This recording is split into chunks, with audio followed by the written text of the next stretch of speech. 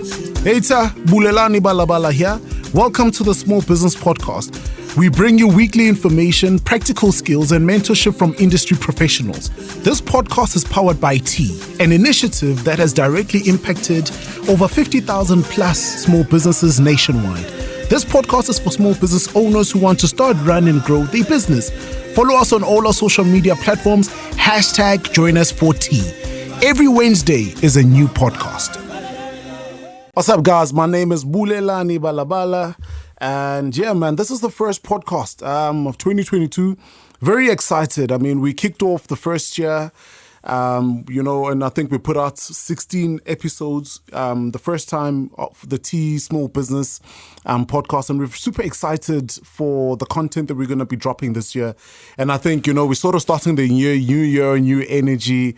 I think also brought forth by the fact that we've got eased up lockdown restrictions and are super anticipating that the government will sort of open up the restrictions much further. And I think the sort of mindset and the energy we sort of have, I sort of picked up on, the team has picked up on at the office, that I believe every entrepreneur should pick up on, is one of, going out there, doing what you need to do, and really just most importantly, aligning your mindsets. And I think in starting off the year, the sort of podcast or sort of engagement that we want to have on today is one that really just focus on just helping you align your mindset, your thinking, really how to plan for the new year, how to align your thoughts. And I think most importantly, having been disrupted, you've got some entrepreneurs that might have shut down their businesses, how to restart. You've got ones that were retrenched that are sort of thinking, maybe I've got a rand or two, I need to go back into the game and start this new idea or start this venture and move it from sort of ideation to an actual business idea. So I think if you're an entrepreneur or an aspirant entrepreneur listening to this podcast today, thank you for joining us. We look forward to bringing you along on this journey, and give yourself a round of applause. I wish I had that round of applause auto cue, but we don't. But you guys are the round of applause for wherever you are. So I've got an amazing gentleman in the studio. I've got a gentleman by the name of Mdaka. You would have, he's on one of our podcasts. And I think just from a referencing perspective, if you want to pick up on his full-on bio, what he actually does, over and above the intro that I'm going to make, you can listen to his podcast. It's podcast number 1, actually. We kicked off the podcast with you. And you're kicking off the year with me? And we're kicking off 2022 with you. But I think for today's sole premise, it's just to really just help you to kickstart 2022 in the right way. So we've got a gentleman by the name of Mdaka, who's a serial entrepreneur. I think over and above that, he's an entrepreneur, he's an author, and he's a public speaker, speaking primarily on property investment, property development, and I think just entrepreneurship in general. And someone who's really just positioned himself within the property development space, but his entrepreneurial journey is one to be sought after by any entrepreneur who's really seeking to bootstrap their entrepreneurial journey and to really just grow and peak their entrepreneurial journey. Mr. Mdaka, how are you, sir? I'm good. That was a long introduction. I need to take a breath in and out. How are you, sir? I'm good, brother. How are you doing? No, I'm good. You've got a radio voice, eh? Yeah? It's like I'm listening to radio. Ish. Thank you so much. Thank you. So, I don't know, man. I think just as an easy sort of a kickoff, how was your 2022? I think today we are on, 25 days, 26 days in. How has your 2022 been thus far? Hectic and busy. So, came back from holiday on the 2nd of Jan. From the 3rd, we already started working. I was already in the office, already started doing the plan for the year, and obviously started to execute on some of the things that we had already started planning. So it's been quite a busy month for me. It's going to be a long year, so we had to start early. And then I think for me, from a sort of energy perspective in comparison to, I guess, 2020, where the initiate disruption started, going into 2021, and I guess where we are now, what sort of energy are you feeling? I'm feeling a sort of good energy. I think you're optimistic because the country is open. There are no lockdowns. Yeah. But other than that, I think there was a lot of panic in 2020. simply because, I mean, the coronavirus was something new. We didn't know whether it was going to wipe us all out or if it was going to leave some of us alive. There was a lot of uncertainty when it started. And then obviously 2-3 months from Jan, it was March, there was a lockdown in South Africa.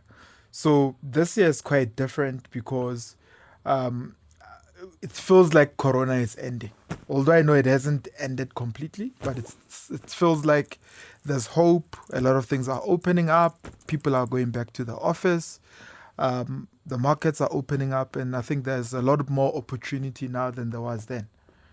So I think for the entrepreneur who's sort of sitting at home, and or rather the individual who's sort of sitting at home or in their office and they're sort of thinking to themselves, how do I start? Because that's one of the biggest, it's one of the things, right, that becomes an inhibitant to starting.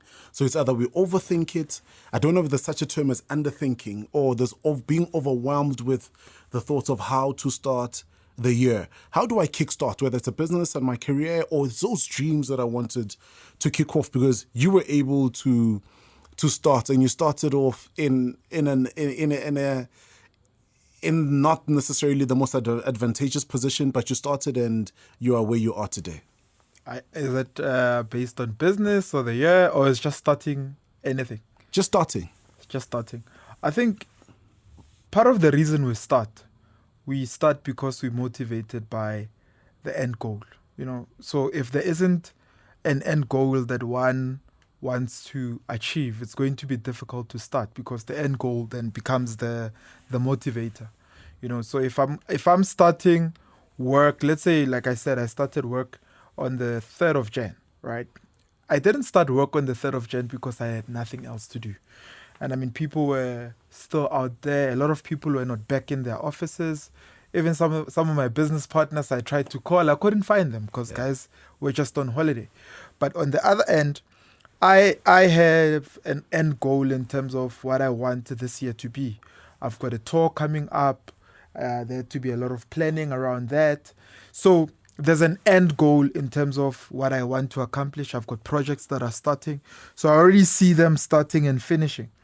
And that then becomes a motivator for me to start early, because I see myself achieving these things that I have in mind. Now, going back to, let's say, starting a business or writing a book or studying any other project. Now, the most important question will always be, what does the entrepreneur see? And that would then become the driving factor to him starting. So Jim Rohn says it would be crazy for you to be found building a building, and then you're asked, what are you doing? And you just say, I don't know, I'm just laying bricks. Unless you understand that I'm building a hotel, then you're able to answer correctly and say, listen, I'm building a hotel. I might be laying this brick now, but the end goal is a hotel. Yeah. And I think for me, when you sort of look at the entrepreneurial mindset, I think just zooming it in and honing it in from an entrepreneurial perspective, what sort of mind, or maybe I just want to take the mindset question and park it, right? Yeah. How important is a routine? Sure, very important. Right, because, we hear this conversation around routines.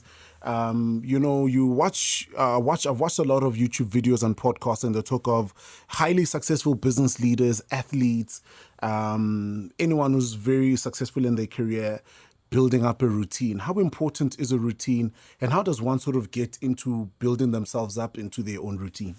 So a routine gives you structure. If you look at entrepreneurs, I think, it's my own observation, majority of them probably have ADHD.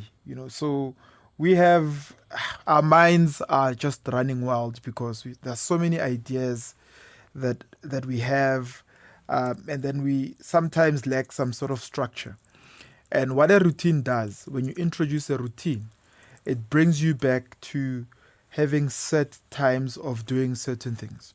So for instance, if you've got a gym routine, for a fact, if you wake up at 5 a.m. like most entrepreneurs do, that at 5 a.m. I'm awake, I'm going to the gym.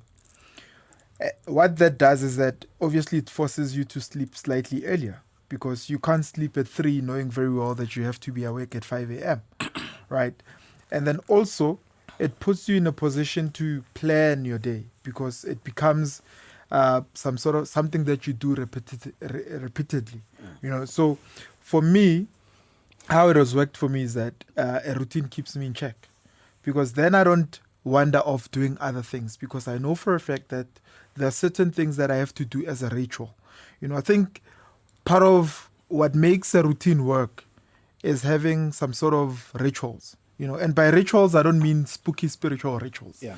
I just mean that one thing that you do every single day, whether it rains, whether it's hot, that's your ritual. So if gym is your ritual, you're absolutely going to look good, because that's something that you do on a daily basis. Health-wise, how you breathe, you feel healthy because of the ritual that you have, which is going to gym. And that routine, because a ritual ends up being part of your routine, then that routine ends up building discipline in you. You know for a fact that certain disciplines have to take place at certain moments, at certain times, every single day. And those routines ultimately form part of our standards, one way or another. What is your routine? My routine, my daily routine. Yeah, your daily, what is your routine, and is it a set routine? Not always set. However, I wake up at the same time every day. I wake up between 5 o'clock and 5:30. The first 30 minutes to an hour of my mornings, I sit down and write my thoughts. So they don't necessarily have to be grand ideas or grand thoughts, but I just sit down and I write on my table. I write, obviously on a notebook or whatever. I write what I have, whatever is coming from my mind, primarily focusing on my own personal development. So that would be myself. That's the focus. My family, right? Where do I see my family going? Where do I see my daughter in the next 20 years? It could be, where do I see her in the next hour or 2 hours? Doesn't matter, whatever the thought comes. And then thirdly, I write on my business, my business journey. What are the thoughts and the ideas that are coming up that I could document on paper? What I've seen is that because it's so early in the morning, my mind is still fresh and it's working perfectly because I've rested. Then after that, that's about 30 to an hour. Then I go to the gym. Then I exercise. Now that I've exercised my mind, now I exercise my body. So also, I'm a spiritual person. I pray, but I don't necessarily kneel down and pray and spend time with God like most people do. I spend time with God throughout the day. So when I'm going to the gym exercising, I'll be talking to God. If I'm with a trainer, obviously I don't do that. But in my own space, that's what I do. Then 7:30, I have to take my daughter to school. By 8 o'clock, I have to be in the office. Usually that's what happens every single morning, except if it's a Saturday and a Sunday. But I will be writing first thing in the morning when I wake up. So you were able to, in your busy schedule, right? You were able to start writing a book, right? And finish it in record time, put the book out there, and have it fully published.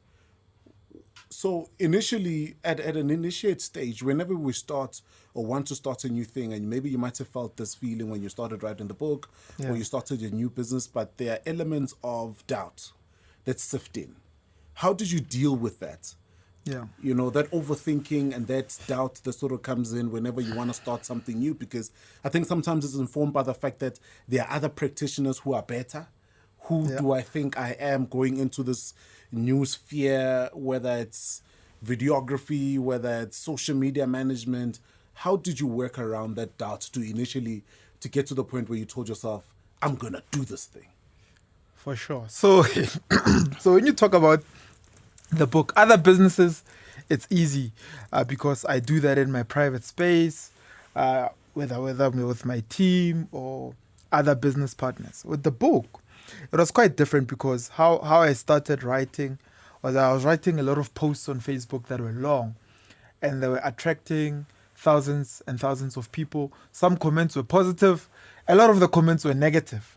And can I say that it is the negative comments that pushed me to say, actually, I'm going to write a book. I actually put it out there. I said, guys, I'm going to write a book, I'm going to publish it, and thousands of you are going to buy it. I had not even written the first chapter of the book.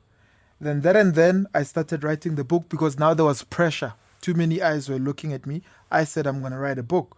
Within 2 months, I was done writing the book. Surprisingly enough, people say they take years to write books. I took only 2 months. But I have to say, maybe it's because also there was COVID, and the book is only 256 pages instead of 500 pages, right? So, and then I had that published. Part of me wanted to prove a point to myself that I can do it, and then also to prove a point to the naysayers. So sometimes what I'm saying is sometimes it's important to have a point to prove, even if it's to yourself, to say, dude, I know you can do this. You want to start the business? It doesn't, you see, you mentioned something about having the fear of, but there are other people who are doing it. There are other people doing it, but they're not me. They don't think like I do. They don't speak like I do. They don't write like I do. There can only be one me. And how I look at it is that also one has to have a very high self-esteem. I don't think you can be a successful entrepreneur without thinking highly of yourself, where you think that when I start a project, I'm going to finish it. Now, just give me an idea. So personal development is something that's very important. I remember years ago, one gentleman saying, if you can spend 500 Rand on hair, why can't you spend 500 Rand buying a book? So I think it's a 2-3 part question, right? So number one, what is the importance of investing in personal development? Number two, do I always need to have money to go out there and buy a book to invest in my personal development? Well, I mean, personal development is probably one of the most important things you can do for yourself. So Jim Rohn says, work harder on yourself than you do on your job. If you work hard on yourself, or if you work hard on your job, you make a living, which is good. But if you work hard on yourself, you make a fortune, which is incredible. And part of the reason why you'll probably make a fortune there is because you become a valuable person. The more knowledge you have, the more skills you have, the more ideas you have, the more valuable you become. Part of the reason why thousands of people bought my book is because I'm valuable. There's something that I share that probably maybe they haven't heard it before, or if they've heard it before, they haven't heard it in the way I say it, which makes them take action. So that to me is value, and that pushes them to want to buy the valuable product that they see. But at the same time, right, if let's say for instance, I work on my public speaking skills, right?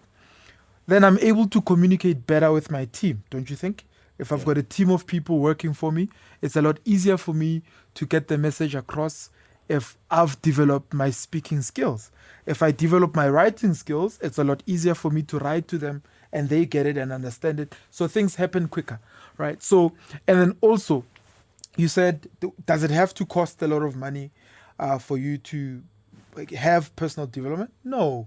I mean, think about it. There are a lot of things like this podcast now.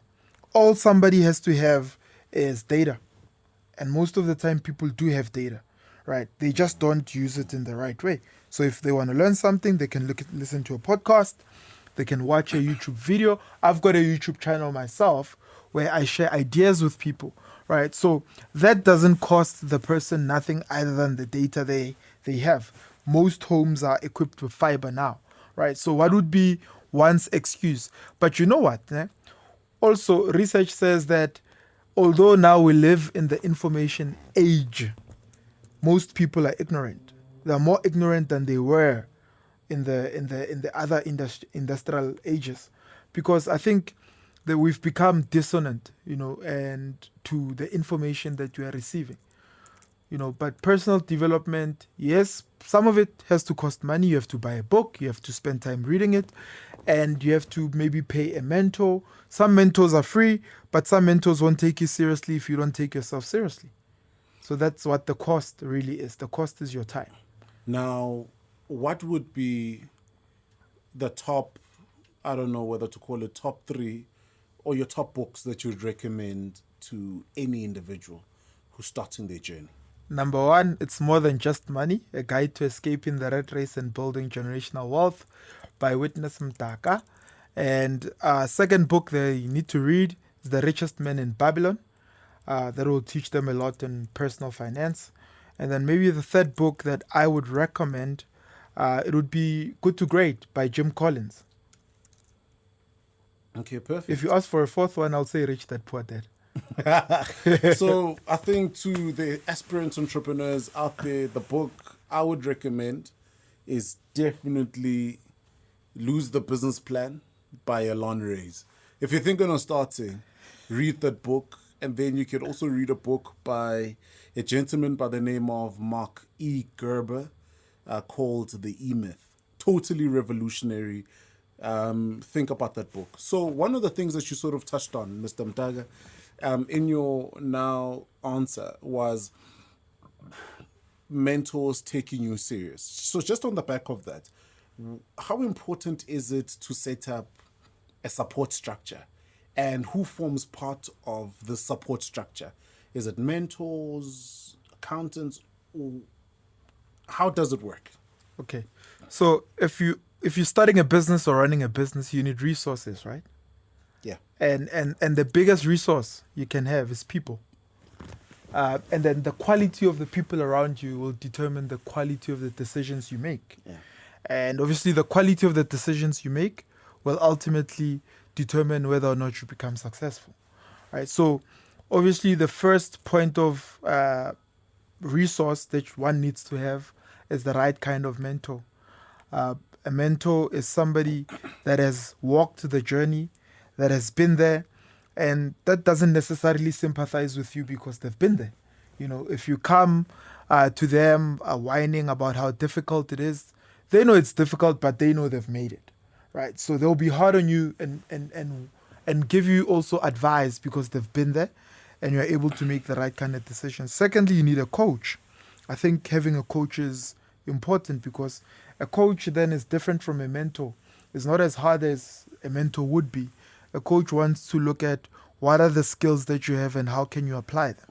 You know, if you look at some of the most successful CEOs, they've got executive coaches.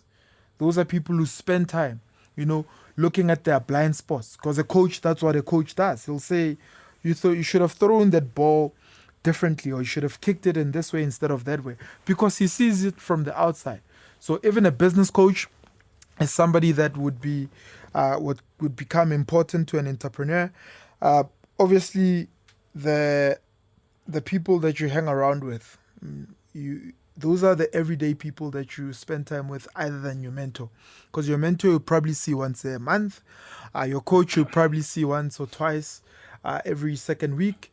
You know, whereas your friends, your fellow entrepreneurs, or the people that you share most of your ideas with, these are the people that you have to be careful around, because if their mindset is not right, probably is that you're going to pick up a lot of their habits because you spend most of your time with them. Sure. Now that's super powerful. But just tell me this. A lot of the time you get a lot of people, individuals saying that I want a mentor. And then they then go and then they say, can you be my mentor? Maybe you then ask them the question, mentor you in what? I don't know. Maybe you can help me. So what does one need to take into the mentor relationship? Because it's two parts. There's this person who thinks they need the mentor. Yeah. There's this person they've identified in the mentor. So how does one go about that so that it becomes valuable for you as much as it is for the person who's looking for the mentor? You know, if I was in my private space, I would say those people are full of toot. You know why? You can't walk up to someone, my man, and say, I need a mentor, mentor me. Mentor you in what? And you say, I don't know. So basically, first of all, you don't know what you want to do. Secondly, you don't know where you're going. And then you want someone else to take you where they don't know where you're going.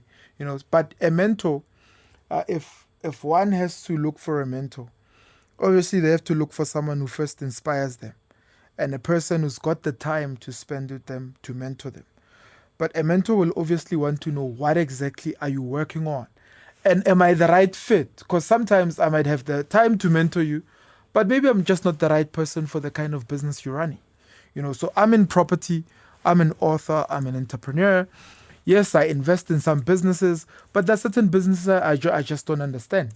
So if somebody comes to me and says, I'm starting, let's just say they're starting, what are the businesses? Let's say my brother here, he's got a camera crew, or he runs a digital company or a filming company. I have no idea how that business works. Yes, I've got a lot of understanding of how business works, but I don't have a lot of understanding of how this business works.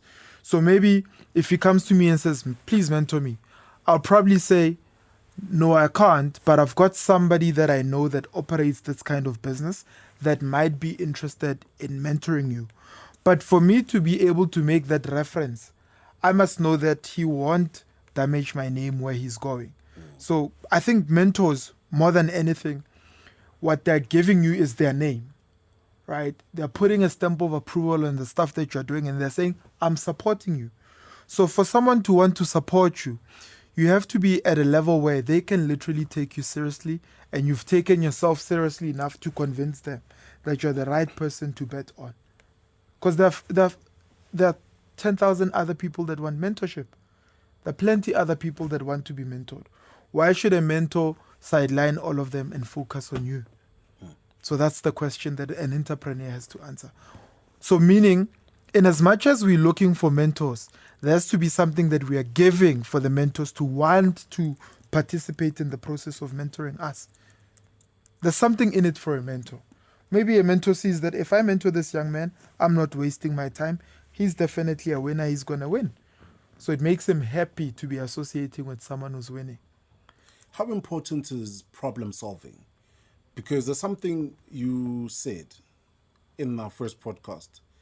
If you don't have a competitive advantage, then don't compete. Yeah. I don't know if you remember that. I remember that very well. Yeah. On the back of your own quote, how important is it to solve a problem as a solution to the market or to whatever the idea is? Because I sort of feel like sometimes we've got wishy-washy ideas, and I think on top of the idea, you find someone who has not even started anything saying, you know what, because I've got experience cleaning, maybe I could start a cleaning company. And because my brother's got a camera, maybe we'll do videography. And then on top of that, because I use social media, then maybe I'll be an influencer. So there's a lot of maybe this, maybe that, maybe this that are based on ability. How then do I zone into the problem solving? Because I think the moment one hones in on that, then it dissipates all the other maybe this, maybe that. For sure. So going back to, if you don't have a competitive advantage, don't compete. The solution that you bring to a problem becomes your competitive advantage, right? And you won't even need to compete because people will go out seeking for that solution. But a solution doesn't come by copying what Bulelani is doing or what somebody else is doing. It comes by understanding exactly what the problem is, and understanding if you've got the gift and the understanding of how to solve the problem, and applying yourself to solve the problem. So once the problem is solved, then you become the most sought after person to solve that specific problem. So I think understanding problem solving goes hand in hand with understanding what your own skills and abilities are. There are certain problems that people spend time on, but you realize that's not much of a problem that's affecting society. So meaning the problem is not big enough for people to pay for, right? So because people pay to make their lives easier. So if you're an entrepreneur, you make my life easier, I'll be willing to pay you 100% because there's the problem that you're solving in my life brings value, right? So I'll give you an example. The lady that cleans your house, right? It seems like it's insignificant, right? And obviously because there are a lot of people that are cleaning houses. But she's providing value to you because you don't have time to clean a house. So it's important for you to have that person, right? And then you look at other things that are maybe at a large scale. Elon Musk is solving the problem of taking people to Mars should Earth be extinct. So should it happen that Earth is completely destroyed, he wants people to be able to have a place of escape, which is Mars. Now, that's a huge problem, right? Whether or not Earth is going to be destroyed, we don't know. But the man is already thinking, how can I solve this problem? And by that, he's created rockets, he's built a rocket company, and what is happening to his net worth? It keeps on growing and growing, because all of us do want the experience of flying out of Earth and to see what's happening on the other side. Most people just don't have the cash. But as soon as we do have the cash and they've made it affordable for us to fly to space, same way we can fly to Cape Town, why wouldn't we? Now, there's a question I'm gonna want you to answer maybe in the latter part of our podcast, which is what are the top 5 things you would advise the younger you, right? So just have that at the back of your head. Top 5 or top 10. But how important, we hear a lot about networking and networking being a game changer. How does one network effectively? Because I sort of feel like we talk to each other, but it's not effective. It leads to nothing. How do I do it deliberately? How do I do it effectively? But also how do I do it in such a way where it will build long-lasting, solid relationships? And then maybe you can intertwine that with how you've done it, because you've done it very well. And some of the people you've been able to network and build very solid relationships with. Yeah. So there's a difference between meeting people and networking. And the mistake that we make is to look for a lot of people to meet. Attend as many events as possible because we think we are networking. Remember I said earlier on that the quality of the people around you determines the quality of your decisions. You can have one powerful person, smart individual, in your corner, and that person adds more value than 100 people that you would have met. I think it's being able to identify a couple of those people that can add value into your life in the right way. And then also, if you've got obviously a business that requires you to meet a lot of people and make a lot of contacts, then find those kind of people. So I'm in property, right? And a lot of our work involves simply investors, a property to develop, and tenants or buyers. That's it, right? I don't necessarily have to be attending every celebrity event and saying I'm networking. How many people am I going to find there that are going to give me 8 million for a project today? Of course, you might say by chance there are many, but most of the time people are jiving and having a good time, right? But you'll find people saying, I'm going there to network, right? But there are certain spaces where I know that, I'll give you an example. One of my mentors, we're doing a project with him now. He single-handedly raised 22 million for me for a project, right? That we are working on, and I have to raise the rest of the money. But majority of the money was raised by him. How did I meet the mentor?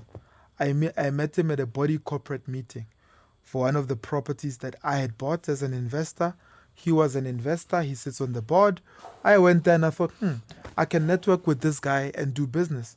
Then I went straight up to him and said, listen, can I have a meeting with you next week? I think I've got a lot of business that we can discuss. And he agreed. And he's been my mentor for the last 6 years. So right now, there are certain things that he would agree to do for me that he wouldn't have agreed then, simply because of the amount of time we've spent developing the relationship that we have, right? So I think more than networking, build solid relationships with people, right? More than just meeting Bulelani because I want something from him. Build a solid relationship with him. A trust relationship. Can Bulelani trust you? Can you trust Bulelani? I think that's more important than just meeting a guy and saying, I'm networking, let's exchange cards. I don't carry business cards, personally. It's a personal decision. If the right people are looking for me, the right people will find me. I don't have to give you a card for you to do business with me. But of course, my philosophy might be wrong, because at certain places you have to produce a business card and the person gives you their card. But most of the time, most of the people that I've met that have had added value In my life and in my business, I didn't have to give them a business card. I didn't have to attend some sophisticated event. I just had to be at the right place at the right time. And I choose the right place at the right time. So over the years how do I phrase it? Over the years in you growing yourself as an individual, as an entrepreneur, is this figure, right? I'm sure you've been met with tumultuous amounts, or rather high amounts of rejection. Yeah. How have you dealt with those rejections? Because it's not nice, you pick up the phone, you make 30 calls for a sale, only one says maybe, the rest say no, we don't want it, no, no, no. Yeah. The others say we'll call us back, and then they still give you a runaround with the follow-ups.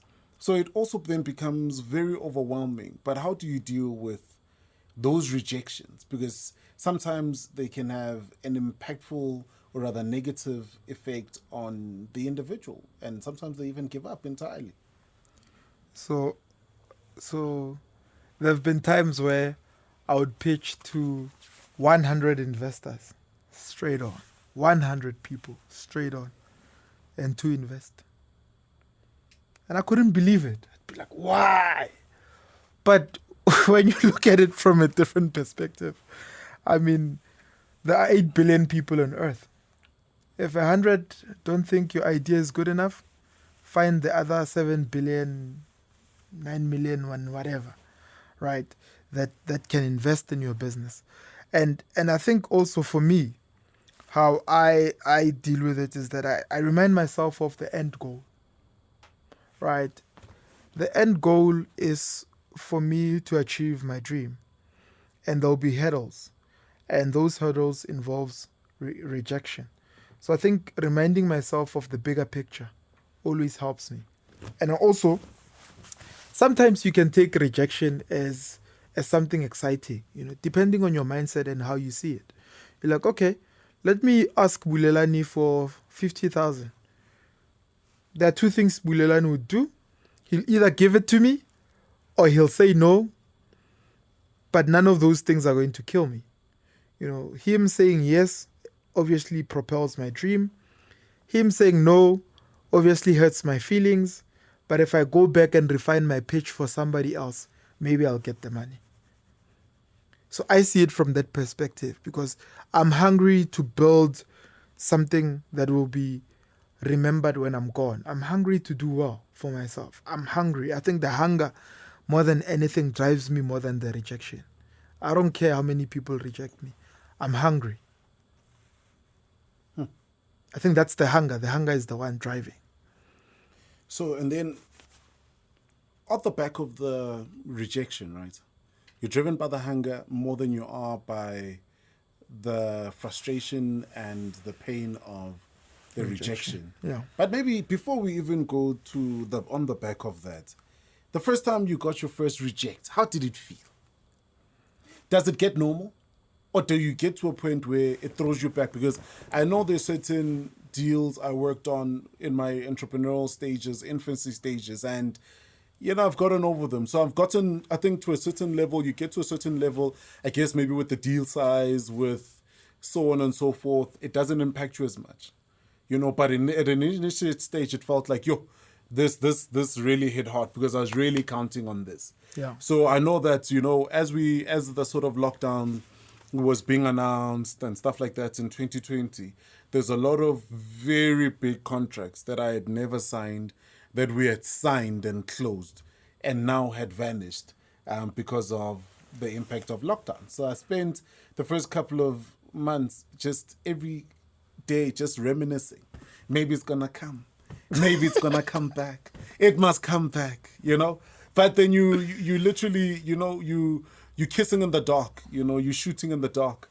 And you get to a point where you sort of ease and you work through that. But that it was that frustrating and painful to say, this is what I've worked for, over 15 years of working. Now I'm at that point, but it's taken away by an eventuality that God knows where it came from. Mm-hmm. How did it feel? I like the humor that you put into that as you explain it. So it tells me that you've overcome, and Look, at the end of the day, that is the reason you're an entrepreneur. If it was an easy route, everybody would take it. And I think at the back of your mind, you understand that more than people that are not entrepreneurs. Because when you decided that you're going to be in business, you spend time studying people that were in business that have gone through the same kind of challenges that you've been through. So I think for me, I always treat it as part of business. And I don't think there's an entrepreneur that is properly skilled for what they do, that if they lose something, they'd never be able to get it back. The same process you applied in getting, let's say, those projects, it's the same process that you can apply to get bigger projects even. Somebody said the same kind of energy it requires to get 100,000 invested is the amount of energy that one has to put in if they need 100 million. I don't know how true that is, but I think it's true. Because if you need $1 million and somebody else needs 100 million, I think the stress is the same, don't you think?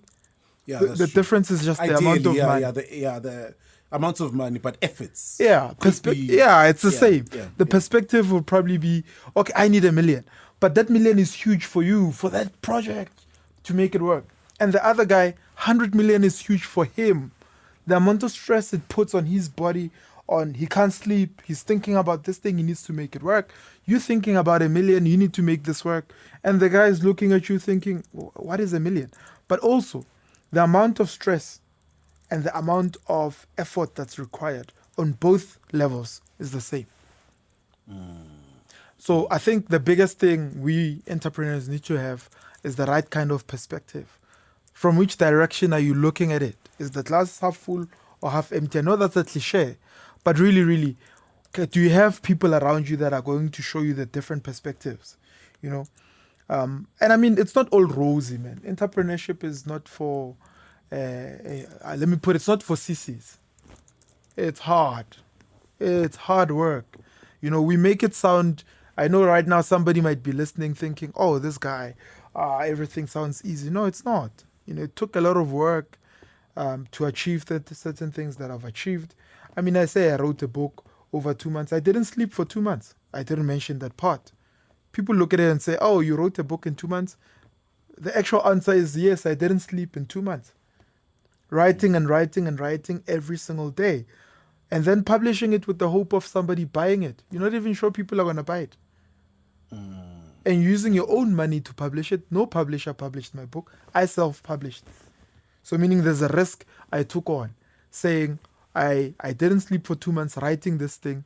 Yes, now it's selling. Like I don't want to lie. It's selling.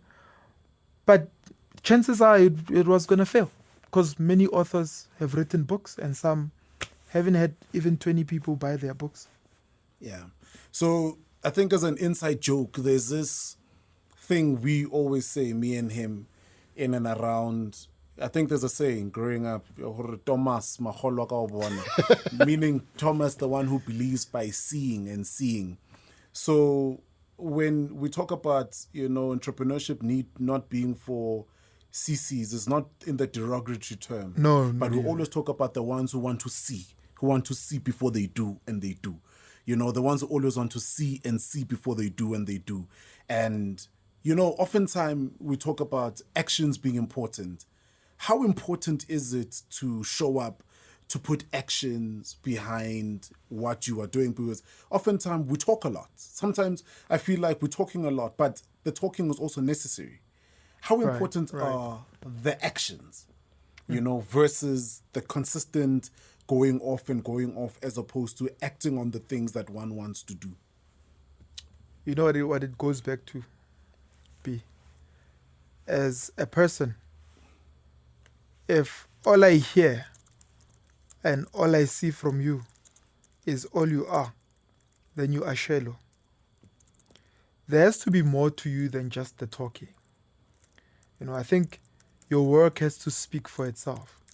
You don't have to say, I'm going to achieve 1, 2, 3. achieve it. And let us clap for you once you've done it. You know, although that sounds different from what I say when I said I told people I'm going to write a book. That was a strategy. I knew I had committed already that I was going to do it. When I told them, it was then to induce them into buying the book and making pre-orders before the book is published. And then you look at the work we do in the property industry. You can talk all you want, but at the end of the day, the property is not going to build itself. It's not going to buy itself. And for you to buy it, you need to raise money. And raising money is not just talking. You have to sit down and do the paperwork. You have to follow up on calls.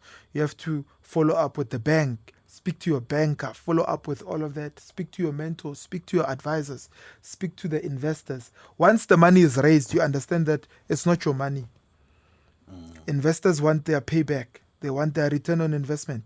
If you don't deliver, the project fails, it's all on you. So action becomes the most important thing. And all of the talking, all of the planning, all of the strategizing, without action, there's nothing that one can achieve. Sure. So when you sort of plan, and I think this is where some people are, this is where most of us are, what process must one take into planning?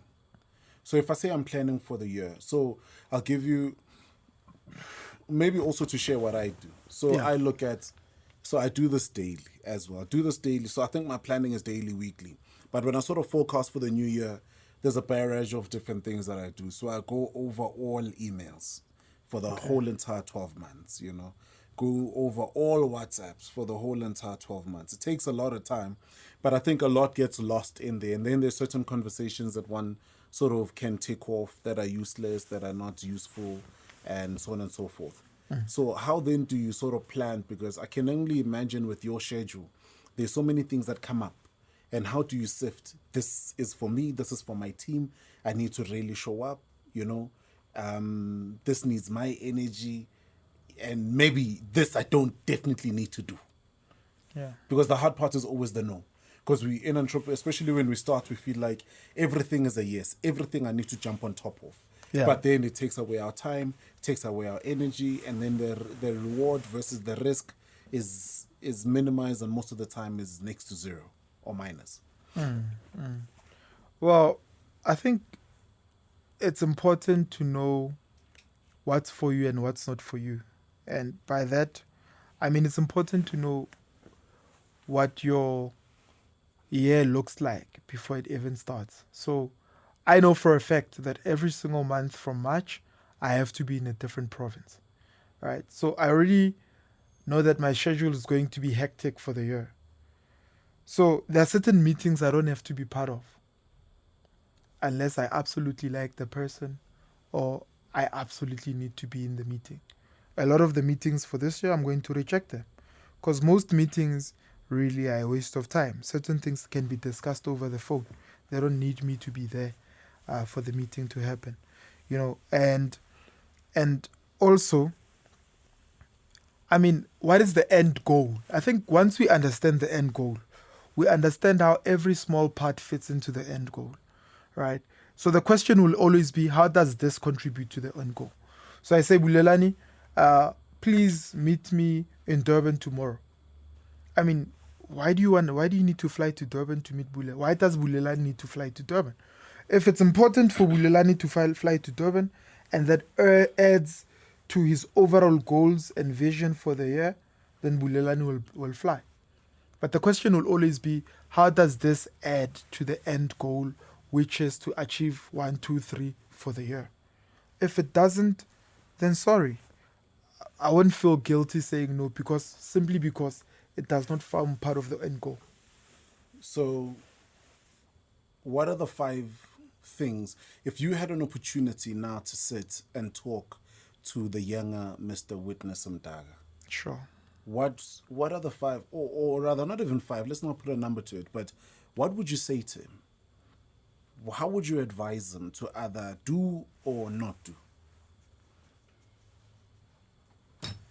Believe in yourself, number one. Yeah. Because without that, then it's actually difficult to get somebody else to believe in you. And then number 2, I think nothing is going to replace hard work, eh? Nothing. You know, we can say work smart and all those things. Even the people who work smart now started off working hard. You can work smart, but there's a certain level of hard work that's going to be required. And then also, I would say to him that mental hard work is more important than physical hard work. Because we spend so much time doing the things that are physical and forget that sometimes you've got to spend time developing your mindset, developing your strategy, and charting a course in terms of the route that you want to take. So I tell him to focus on developing his mental capacity, developing his ability to see the world from a different perspective. So what would be the best way to develop his worldview is for him to develop the right kind of mindset. Then that ultimately informs his worldview. And how you see the world will determine how you also invest in it. And I think that would be the major thing that I tell him to focus on to develop his mindset. But always remember to work hard. Wow, that was amazing nuggets. It was, I think, what we call like us 7 colors. The Sunday meal. It's got everything inside it. And I think by that said, ladies and gentlemen, that is our first podcast with Mr. Witness Mdaka. I mean, the details are on the bio. Follow him, watch his YouTube platform. There's way more nuggets that you definitely need, that you're going to learn from. One last line in closing before we shut down. You've given a lot already. Yeah. So a gentleman by the name of Leonard Ravenhill, I don't know how many years ago he died, but he said an opportunity of a lifetime must be seized in the lifetime of that opportunity. So how I interpret that is that there's a window of opportunity. It opens and in a moment it closes. So one has to have the wisdom to recognize chance when it's presented to them and take advantage of it. Ladies and gentlemen, Mr. Witness Mdaka. We got to have a beautiful 2022 together. Follow each other. This video is going to be up on YouTube, courtesy of Tino Digital Agency. Give them a shout. We're going to also put their details up on our bios on all social media platforms. Thank you so much for joining in. Have a beautiful week. Have a prosperous 2020. Prosperous English, man. Prosperous 2022, and God bless. That's it for today. If you like that podcast, show us some love and share it with your network.